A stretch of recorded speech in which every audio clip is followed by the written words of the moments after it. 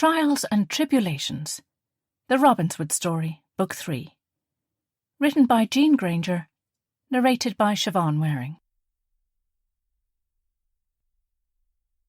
Chapter 1. Robinswood, County Waterford, 1950. Mammy, Poppy took my dough. She said she was a wowed, and I said she wasn't, and she hissed me with the wooden spoon. Daisy's 3-year-old flour-smudged face was indignant, while her twin sister Poppy grinned guiltily. Kate swung around from the stove, where she was trying to make sure there were no lumps in the gravy, to face her daughters perched on stools at the large kitchen table. Jack, their brother, and their cousin Ostina, both a mature 4.5, were playing peacefully with a piece of dough that had once been cream-coloured, but was now a grubby grey. She'd have to warn Sam not to eat the cake they were making for him. She did not need this squabbling now, but there was nobody around to help her take care of the children. She knew Aisling had to go to the doctor, but today of all days? And where on earth was Mammy? She must have forgotten.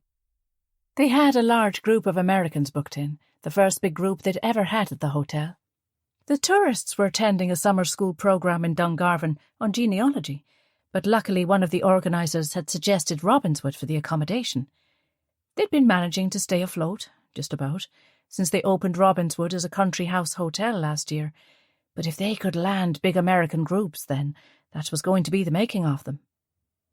Sam had gone to Dublin to meet with tour operators, and they'd visited and were impressed, so they had everything crossed. Sam's ancestral home was undoubtedly beautiful, and all of the guests so far had gushed about how much they'd enjoyed it. Kate always reassured her husband whenever he worried they had embarked on a self-destruct course of action, but the reality was the 300-year-old mansion was also a money pit. "Poppy Violet Kenefick, if I have to go over to you, I swear I'll find a very good use for that wooden spoon," Kate snapped. Her mother was always there to help with the baking and the preparation for the guests, and it wasn't like her not to turn up. Kate felt a pang of guilt mixed with frustration. Maybe her parents were being pushed too hard. She forgot sometimes how old they were getting, and she'd said as much to Mammy last week. Isabella had told her she was being ridiculous, that she and Dermot were as fit as trout. All the same, Kate tried to make it a bit easier on them, but there was always so much to be done, and Isabella knew the house better than anyone alive. Her mother had spent near a lifetime as the housekeeper on the Robinswood Estate, followed by several years running a house in Dublin, only to return to the even more arduous work of helping her daughter and son-in-law drag the big old house out of almost dereliction and transform it into a sumptuous hotel. Before she had time to reprimand them again, Daisy and Poppy were back as thick as thieves.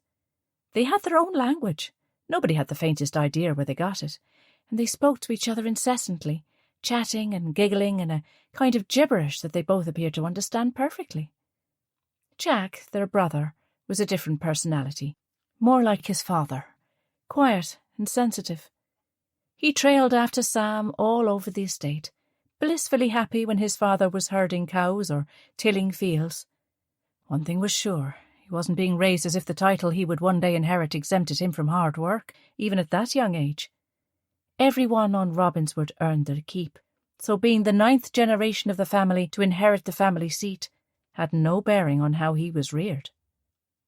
Kate thought with frustration of her sister-in-law lounging about upstairs. Everyone except Lillian pitched in. Kate wished she could ask her to mind the kids or set the tables or